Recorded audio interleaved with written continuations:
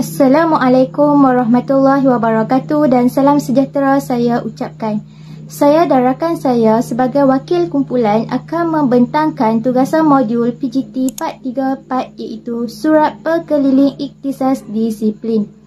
Berikut merupakan ahli kumpulan bagi tugasan ini iaitu Nur Azlin binti Ibrahim, Nur Syahirah binti Cik Nudin, saya Nur Ratika binti Muhammad Nur Imanina binti Muhammad Kamarul Fadil, Siti Nur Zulaika binti Muhammad Sufyan dan Nurul Syamini binti Muhammad Ismail.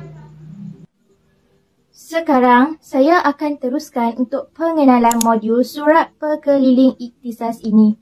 Surat Perkeliling Ikhtisas atau SPI merupakan warta kerajaan yang dikeluarkan oleh Kementerian Pendidikan Malaysia yang diedarkan dari semasa ke semasa bagi menangani isu-isu dan cabaran semasa. Surat Perkeliling Ikhtisas ini telah dijadikan sebagai sumber utama yang penting dalam menyampaikan mandat bagi menjalankan kuasa disiplin. Oleh itu, Kementerian Pendidikan Malaysia telah mengeluarkan perkeliling-perkeliling bagi memberi panduan kepada guru sekolah untuk dijadikan rujukan serta bertujuan untuk menangani masalah disiplin yang berlaku di sekolah. Terdapat beberapa tujuan Surat Perkeliling Ikhtisas ini dan antaranya ialah surat ini dijadikan sebagai satu peringatan dan tindakan awal atau langkah keselamatan bagi mengelakkan salah guna kuasa dalam bidang pendidikan.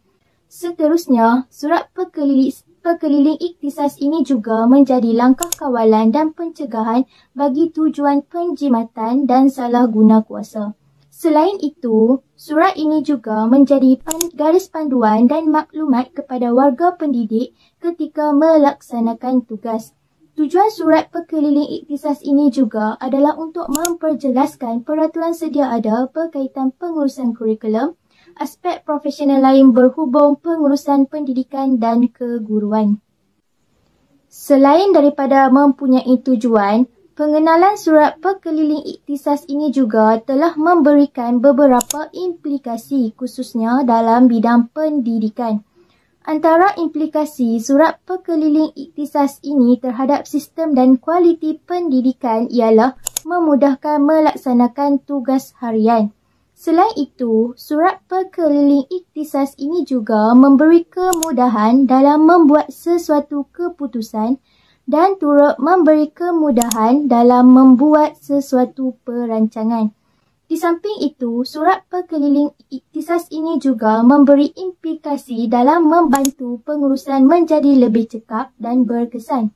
Surat Perkeliling ini juga dapat membantu dalam menyumbang ke arah pendidikan berkualiti yang bertaraf dunia. Selain itu, Surat Perkeliling Ikhtisas ini dikeluarkan kepada sasaran tertentu dan sasarannya ialah guru, pentadbir yang merangkumi sekolah, pejabat pendidikan daerah PPD dan Jabatan Pendidikan Negeri, agensi luar iaitu agensi bukan kerajaan dan juga ibu bapa. Modul Surat Perkeliling Ikhtisas yang dihasilkan oleh kumpulan kami ini terbahagi kepada 3 bahagian iaitu bahagian A, bahagian B dan bahagian C. Bahagian A ialah bahagian Surat Perkeliling Ikhtisas bagi kategori salah laku disiplin. Disiplin adalah penting bagi memastikan murid sekolah berada dalam situasi kondusif untuk pembelajaran mereka. Namun, masalah disiplin masih terjadi di sekolah-sekolah. Guru merupakan antara individu yang memainkan tanggungjawab yang penting dalam memastikan disiplin murid di sekolah berada dalam keadaan yang baik dan terkawal.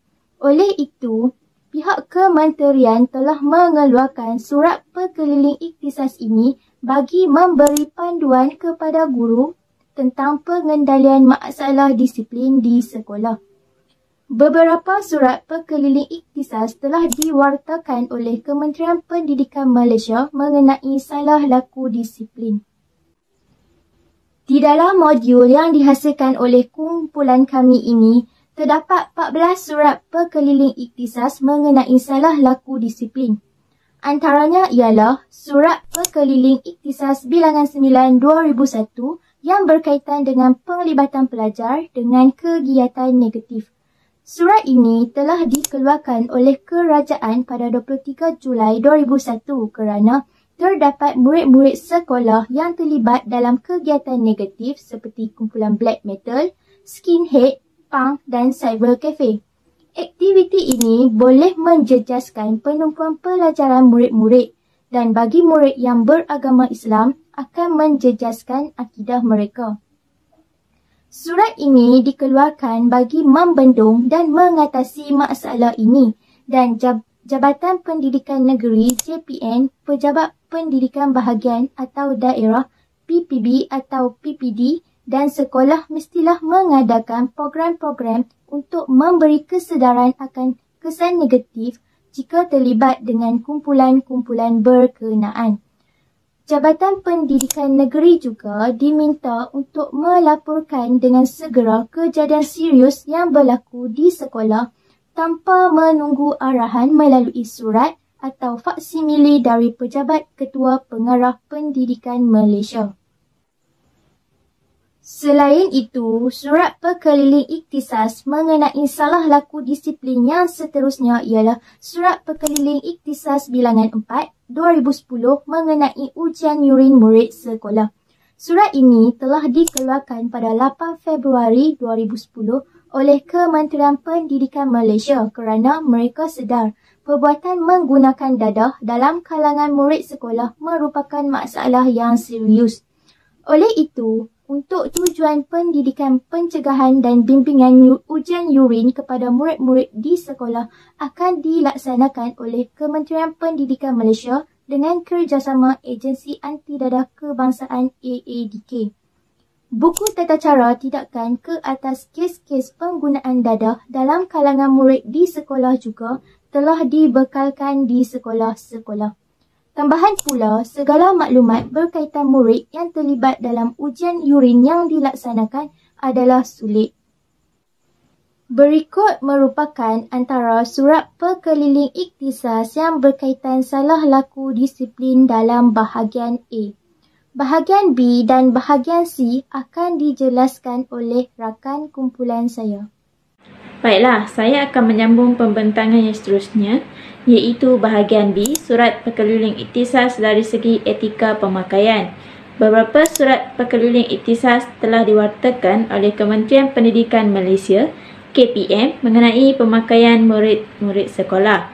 Oleh itu, Jabatan Pendidikan Negeri, Pejabat Pendidikan Daerah, pihak sekolah dan semua guru perlulah merujuk kepada perkeliling-perkeliling tersebut. Surat Perkeliling Ikhtisas Bilangan 2/2014 Etika Pakaian Murid Tingkatan 6. Surat perkeliling ini diwartakan pada tarikh 5 Disember 2014 dan bertujuan untuk menetapkan etika pakaian murid tingkatan 6 semasa menghadiri kelas dan melaksanakan aktiviti di luar bilik darjah. Di dalam perkeliling ini, etika pakaian murid tingkatan 6 semasa menghadiri kelas adalah seperti berikut. Murid lelaki, baju kemeja tuck-in dengan panjang berkancing dan pendek, bercorak jalur polos ataupun petak, bersual panjang, seluar potongan slack, warna poros dan panjang separas buku lali, gancu tali pinggang tidak melebihi 5 cm, kasut tertutup dan berstokin. Dibenarkan memakai songkok hitam yang standard tidak melebihi 10 cm. Murid berketurunan Sikh ataupun Singh dibenarkan memakai jura ataupun serban mengikut kepercayaan dan agama mereka, dan pemakaian kara stil bengal oleh murid ini juga dibenarkan. Manakala pakaian murid perempuan pula ialah baju kurung, gaun, bawah paras lutut, gaun labuh, jubah ataupun maksi, 2 pieces, 3 pieces suit pant, blouse kemeja, lengan panjang atau lengan pendek, skirt di bawah paras lutut seluar, tidak ketat seperti jeans dan legging, telekung atau selendang, tidak dibenarkan memakai telekung menutup muka. Pakaian bermaterial jenis denim atau lycra tidak dibenarkan sama sekali. Bagi etika pemakaian murid tingkatan 6 semasa aktiviti luar bilik darjah adalah seperti berikut. Murid lelaki dan perempuan digalakkan memakai seluar panjang ataupun track bottom yang sesuai dan kemeja T berlengan panjang atau pendek mengikut kesesuaian aktiviti yang dijalankan. Bagi pakaian pasukan uniform pula adalah seperti berikut. Murid lelaki dan murid perempuan hendaklah memakai pakaian seragam pasukan yang lengkap. Baiklah, bahagian yang seterusnya ialah bahagian C, iaitu surat perkeliling iktisas dari segi garis panduan dan etika melaksanakan hukuman dan langkah menangani salah laku disiplin dalam kalangan murid. Semua guru boleh menjalankan hukuman disiplin sekiranya menerima arahan daripada guru besar secara nyata mengikut peraturan-peraturan yang telah ditetapkan. Kuasa menghukum murid dengan tujuan untuk memberi pengajaran boleh diturunkan kepada guru-guru lain yang berdaftar. Guru yang dipertanggungjawabkan mestilah mengetahui tata cara yang telah ditetapkan dan surat penurunan kuasa juga hendaklah dikeluarkan kepada guru tersebut. Salah satu surat perkeliling iktisas dari segi garis panduan dan etika melaksanakan hukuman dan langkah menangani salah laku disiplin dalam kalangan murid yang dipilih ialah Surat Perkeliling Iktisas Bilangan 7/2003 Kuasa Guru Merotan Murid. Surat perkeliling ini diwartakan pada 29 Oktober tahun 2003. Dalam perkeliling ini, Kementerian Pendidikan berharap kuasa merotan murid digunakan oleh pihak sekolah dengan mematuhi Peraturan 5 di bawah Ordinan Pelajaran 1957. Peraturan tersebut adalah seperti berikut. Bagi maksud menjaga disiplin di kalangan murid-murid, guru besar hendaklah mempunyai kuasa menjalankan hukuman-hukuman sekolah yang biasa sebagaimana perlu atau bermanfaat dengan syarat bahawa A. Hukuman dera kepada murid-murid perempuan adalah dilarang. B. Hukuman dera kepada murid-murid lelaki dihadkan iaitu merotan dengan rotan yang ringan di tapak tangan atau di punggung yang berlapik dengan pakaian. Daripada surat perkeliling iktisas tersebut juga dapat dilihat bahawa satu rekod mengandungi semua hukuman yang dijalankan seperti di atas hendaklah disimpan secara sulit. Hukuman tersebut perlu direkodkan dengan menyatakan jenis salah laku, bilangan sebutan, bahagian anggota yang dirotan, nama dan tanda tangan perotan serta saksi semasa hukuman rotan dilaksanakan. Dalam perkeliling ini juga, guru besar dan guru-guru yang diberi kuasa merotan hendaklah sentiasa menyedari bahawa merotan adalah sebahagian daripada proses mendidik. Hukuman rotan di khalayak sama ada di perhimpunan atau di bilik-bilik yang sedang berlangsung proses pengajaran dan pembelajaran adalah dilarang sama sekali. Jadi, sebagai kesimpulannya, semua guru, khasnya guru-guru disiplin, perlu bertanggungjawab dalam memerhati, mengawal, membicara, melapor dan mengambil tindakan yang sewajarnya berdasarkan tata cara pengurusan disiplin sekolah yang telah ditetapkan oleh Kementerian Pendidikan Malaysia. Tata cara dalam menguruskan disiplin sekolah yang berkesan akan membantu guru-guru bertindak dengan lebih berhati-hati agar tidak timbulnya persoalan dan respon negatif daripada golongan masyarakat. Oleh itu, tindakan-tindakan disiplin ke atas salah laku murid hendaklah bersifat adil dan tegas supaya dengan tindakan-tindakan itu, murid dapat dibimbing ke jalan yang menghindarkannya dari melakukan perbuatan salah laku yang sama.